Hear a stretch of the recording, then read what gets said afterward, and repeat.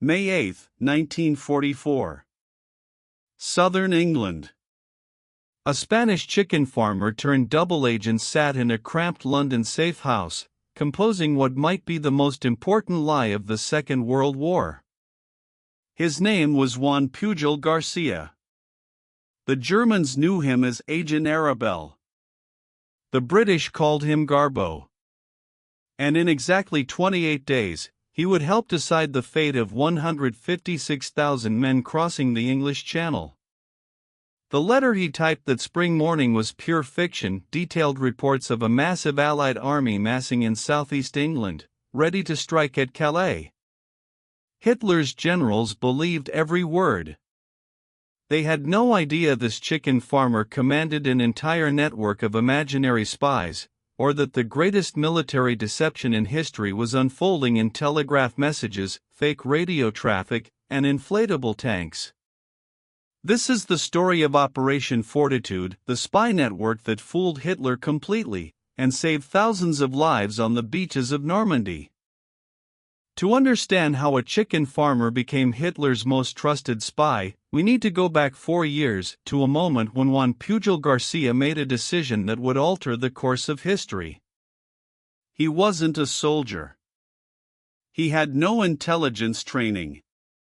What he had was something more dangerous: imagination, and an unshakable conviction that fascism had to be stopped.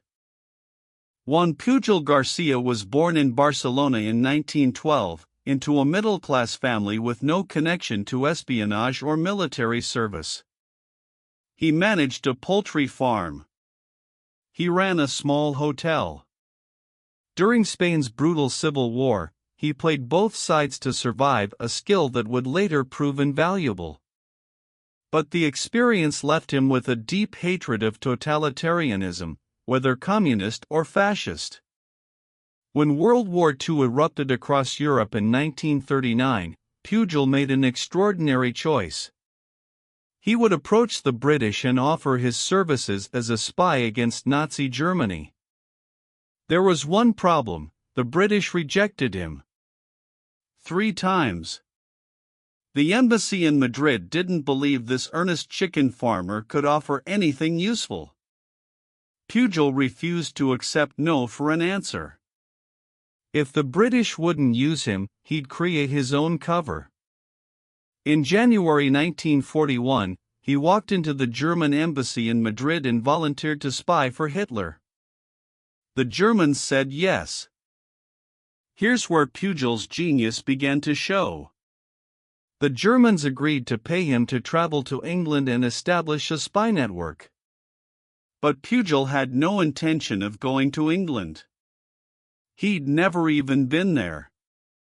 Instead, he moved to Lisbon, Portugal, bought a Blue Guide travel book, studied a map of Britain, and began fabricating intelligence reports using information from newsreels, magazines, and pure imagination. He invented fictional subagents across Britain. He sent detailed reports on ship movements he'd never witnessed, troop positions he'd never seen. The remarkable thing is that the Germans believed him. His reports were so detailed, so convincing, that the aware German military intelligence considered him one of their most valuable agents in Britain. But Pujol was making dangerous mistakes. He reported that Glaswegians would do anything for a liter of wine, not realizing Scotland's drink of choice was whiskey. He described soldiers in a town that had no military base. Eventually, British intelligence noticed something strange. A German spy was sending reports from England that were wildly inaccurate, yet the Germans kept paying him. MI5, Britain's counterintelligence service, realized 2 things. First, this mystery spy was terrible at his job. Second, if properly handled, he could become extraordinarily useful. They tracked Pujol to Lisbon and made him an offer: come to London, work for us, and we'll turn you into Hitler's most trusted source, feeding the Germans exactly what we want them to believe. In April 1942, Juan Pujol García arrived in England. MI5 gave him the codename Garbo, after the actress, because he was the greatest actor in the world. His handler was a 28-year-old intelligence officer named Thomas Harris. Together, they would orchestrate the greatest deception of the war. What made Garbo extraordinary wasn't just his lies, it was the architecture of his deception. Working with Harris, Pujol expanded his fictional network to 27 imaginary subagents scattered across Britain. Each had a complete backstory, personality, even personal problems. Agent 3 was a Venezuelan living in Glasgow with anti-British sentiments. Agent 4 was a waiter in Gibraltar. Agent 7 was a Welsh fascist with access to Welsh nationalist networks. None of them existed. But through Garbo's messages, they lived and breathed. He complained about their expenses. He reported when they got sick. When one fictional agent supposedly died, Garbo sent genuine grief in his transmissions and the Germans sent condolences and a pension for the widow. The Abwehr paid for ghosts. By early 1944, the stakes had never been higher. The Allies were planning Operation Overlord, the invasion of Nazi-occupied Europe. Everyone knew an invasion was coming. The question was where and when. The Germans had 1,500 miles of coastline to defend, from Norway to southern France. They couldn't fortify everything.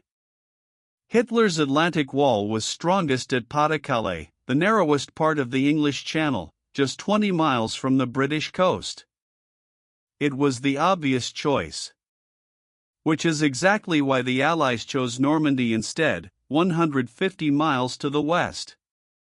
But choosing Normandy wasn't enough. The Germans had to believe Normandy was a diversion. They had to keep their powerful panzer divisions away from the real beaches, waiting at Calais for an invasion that would never come. That's where Operation Fortitude came in and where Garbo would perform his masterpiece. Operation Fortitude was actually two separate deceptions. Fortitude North convinced Hitler that the Allies would invade Norway, tying down 250,000 German troops in Scandinavia. But Fortitude South was the main act, a phantom invasion force preparing to strike at Calais. At its heart was Fusag, the first United States Army group. On paper, Fusag was a massive force of 11 divisions, over 150,000 men massing in southeast England directly across from Calais. The Germans tracked its movements through radio intercepts, aerial reconnaissance, and agent reports. There was just one problem: Fusag didn't exist. The radio traffic was fake, transmitted by small teams of signal operators creating the electronic signature of an entire army. The tanks photographed by German reconnaissance planes were inflatable rubber decoys. The landing craft were plywood. But the commander was real.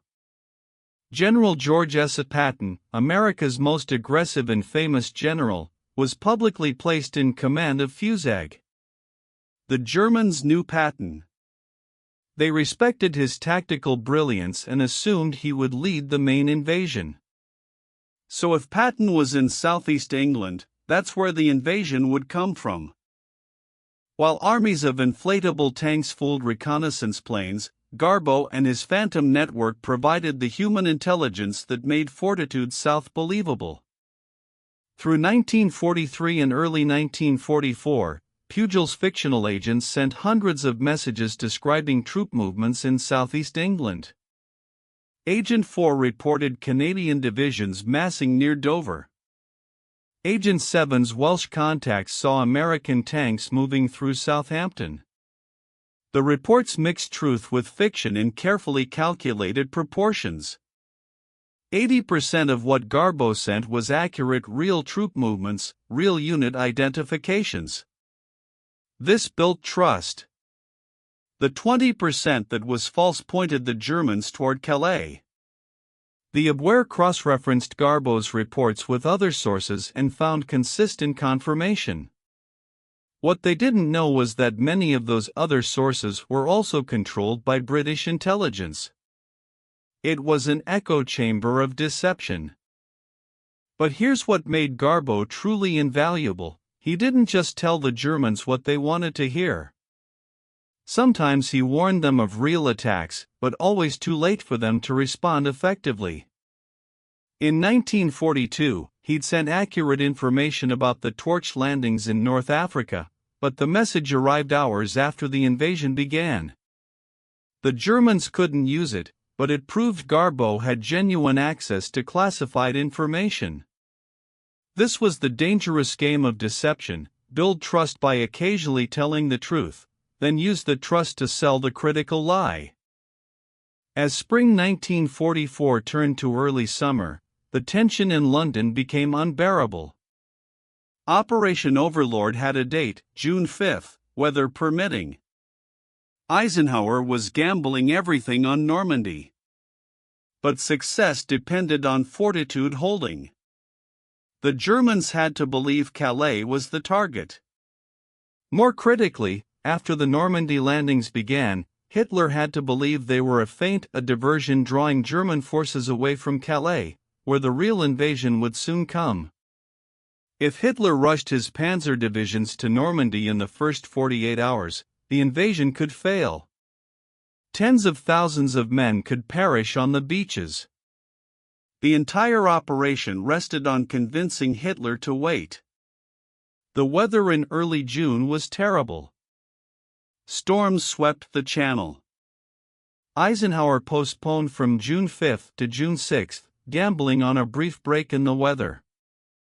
At 0630 hours on June 6, 1944, 156,000 Allied soldiers began landing on 5 beaches in Normandy. Within hours, the Germans knew. Now came the most critical phase of Operation Fortitude. Garbo had to send a message so convincing that Hitler would keep his panzers at Calais. The evening of June 8, 48 hours after D-Day began. German forces in Normandy were fighting fiercely, but Hitler was hesitating to commit his strategic reserves, the powerful panzer divisions held back near Calais. At his safe house in London, Juan Pujol García composed the most important message of his life. It was long, over 2,000 words. It took hours to transmit via Morse code radio. His German handlers had to stay awake past 3 in the morning to receive it all. Pujol apologized for the delay, explaining he'd been gathering reports from his entire network. Then he delivered the lie that would save thousands of lives. Based on his agent's observations, Garbo reported, the Normandy landings were indeed a diversion. The real invasion, a much larger force under Patton's Fusag, was still preparing to strike at Calais. The Germans must not transfer forces from Pas-de-Calais to Normandy. The main attack was yet to come. Hitler believed him. The message was forwarded immediately to Oberkommando der Wehrmacht, the German High Command. At 0930 hours on June 9, just hours after receiving Garbo's warning, Hitler's headquarters issued order: the main Allied invasion was still expected at Calais. All forces in the Pas-de-Calais area were to remain in place. The 15th Army, 15 full divisions including powerful panzer units, stayed at Calais, waiting for Patton's Phantom Army. They would stay there for 7 critical weeks. 7 weeks during which the Allies landed 500,000 men in Normandy. 7 weeks to break out from the beaches, capture Cherbourg, and establish an unbreakable foothold in France. Military historians estimate that Operation Fortitude shortened the war in Europe by months and saved tens of thousands of Allied lives. The German High Command was so convinced by Garbo's intelligence that they sent him a message of commendation. Later, he became the only person in World War II to receive military decorations from both sides. Germany awarded him the Iron Cross, and Britain gave him the Member of the Order of the British Empire. But Operation Fortitude wasn't just about Garbo. It was a vast conspiracy involving thousands of people, many of whom never knew they were part of a deception. Real soldiers and real units were moved around Britain in patterns designed to be observed and misinterpreted. Entire divisions were deployed to southeast England as part of Fuseg's cover, then secretly moved to embarkation points for the real invasion. The administrative burden was staggering: fake supply orders, false maintenance records, dummy radio traffic that had to be maintained 24 hours a day for months.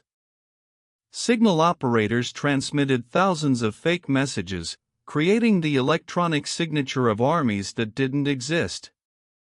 They couldn't tell their families what they did. Years later, some still believed they'd been training for an invasion of Calais that got called off. Then there were the other double agents, running smaller deception operations that reinforced Fortitude. Dusko Popov, codenamed Tricycle. Roman Czerniawski, called Brutus. Each managing their own fictional networks, each adding threads to the web that trapped Hitler's armies. The deception continued even after D-Day. Through June and July, as Allied forces fought through Normandy's hedgerows, Fortitude kept feeding Hitler's delusions. Garbo's network reported that Patton's Fuseg was still preparing for the main assault. New agents were invented. Agent 7's Welsh contact supposedly recruited dockworkers in Dover who observed continued landing craft preparations. Meanwhile, the real Patton finally arrived in France, not at Calais, but in Normandy, where he would lead the breakout at the end of July. Even then, Garbo's network explained it away. Patton had been transferred to take over a smaller operation. Fuseg now had a new commander and the Calais invasion was just delayed. The Germans kept believing. Not until late July, nearly 2 months after D-Day, did Hitler finally accept that Normandy was the only invasion. By then, it was far too late. The Allies had landed 20 divisions in France. The fate of Nazi Germany was sealed. But what about the human being behind Agent Garbo? Juan Pujol García maintained his cover throughout the war, sending his last transmission to the Germans in May 1945, days before Hitler's suicide. The Germans never discovered he'd been working for the British. After the war, Pujol's story was buried under classification. The British government wanted to protect their deception methods for future conflicts. Pujol himself wanted to disappear. He'd spent years living a lie, managing fictional characters, deceiving people who trusted him. The psychological toll was immense. In 1949, he faked his own death from malaria in Angola and vanished. For decades, historians believed Garbo had died in Africa. His wife and children thought he was gone. In reality, Pujol had moved to Venezuela and was running a bookstore and teaching languages. He lived quietly, telling no one about his past. It wasn't until 1984 that a British author named Nigel West tracked him down. By then, Pujol was 72 years old. The secrecy restrictions had finally lifted. When asked why he'd done it, why a Spanish chicken farmer had taken on Nazi Germany, Pujol's answer was simple. He'd seen what fascism did to Spain. He watched neighbors betray neighbors, saw ideology tear apart families. When the war came to Europe, he couldn't stand by. In 1944, he'd written something remarkable in one of his messages to Thomas Harris, something that was never sent to the Germans. "I am more frightened of the aftermath than the conflict.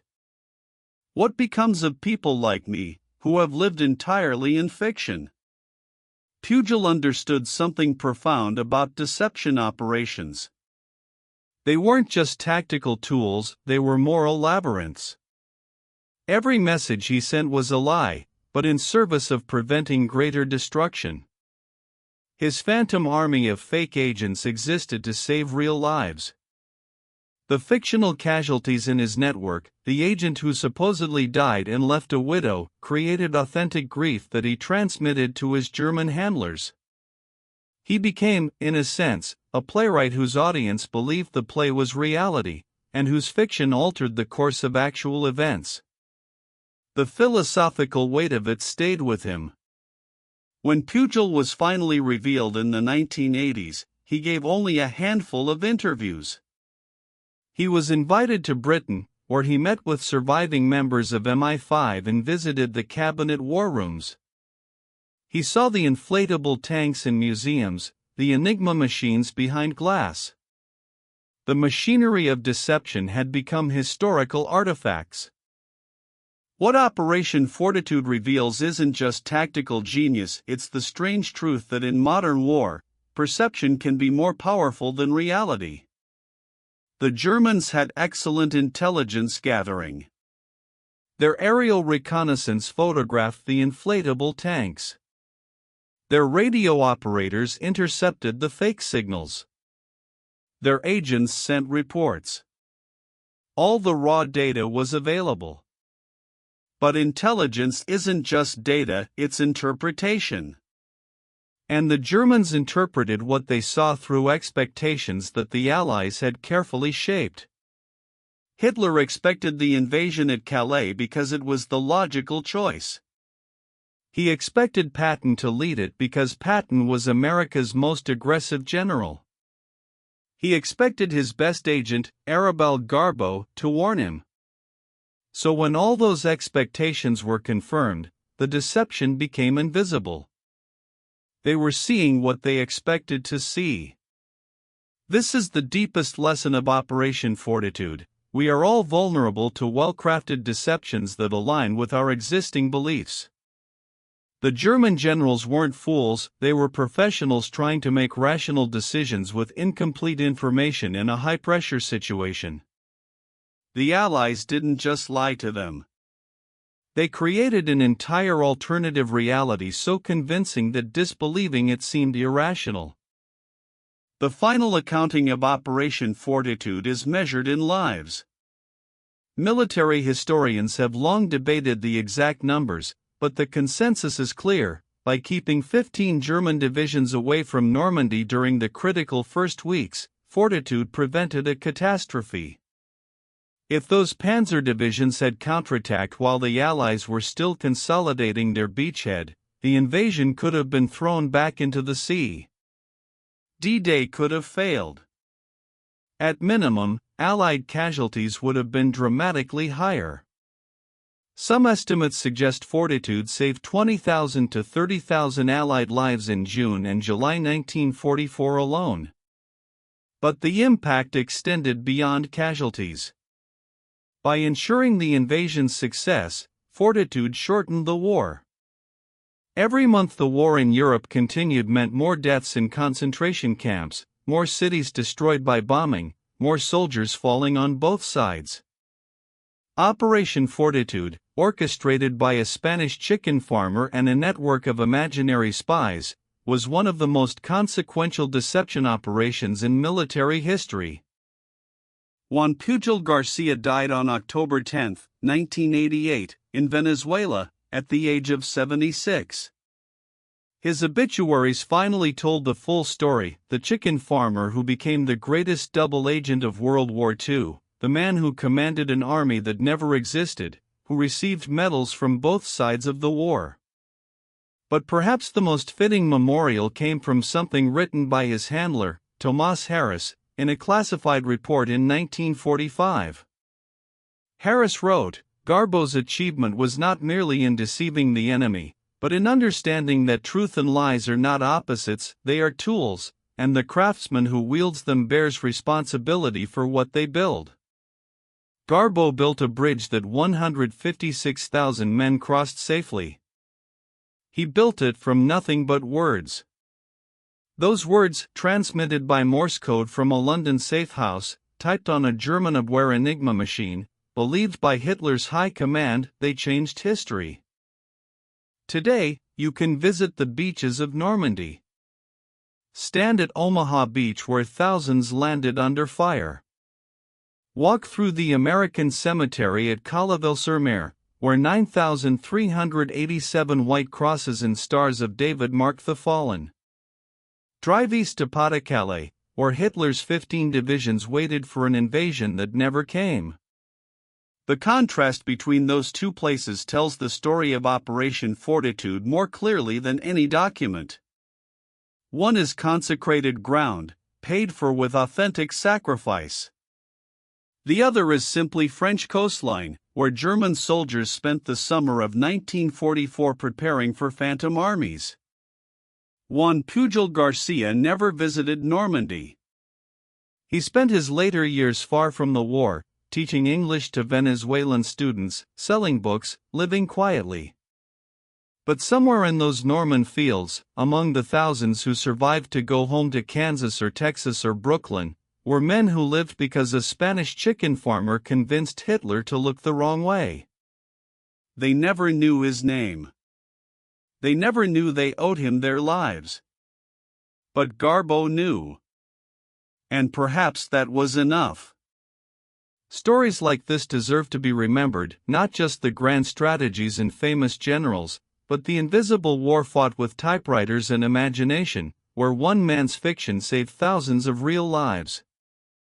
Historical document photograph, 1945, declassified final message from Garbo network to Abwehr. Subject, typed page on period paper showing final radio message from Agent Garbo, to German handlers, May 1945, German language text visible, official stamps and declassification markings. Environment, document photographed flat, archival preservation lighting. Technical, black and white or aged paper color, high resolution showing all text, archival documentation standards. Accuracy, document format matches Abwehr intelligence reports, German text uses period-appropriate military terminology, declassification stamps show British National Archives markings authentic to later document release, paper shows appropriate aging for 1945 document preserved and later declassified, typewriter font matches 1940s German military typewriters. Style, archival documentation, official historical record, preserved intelligence history.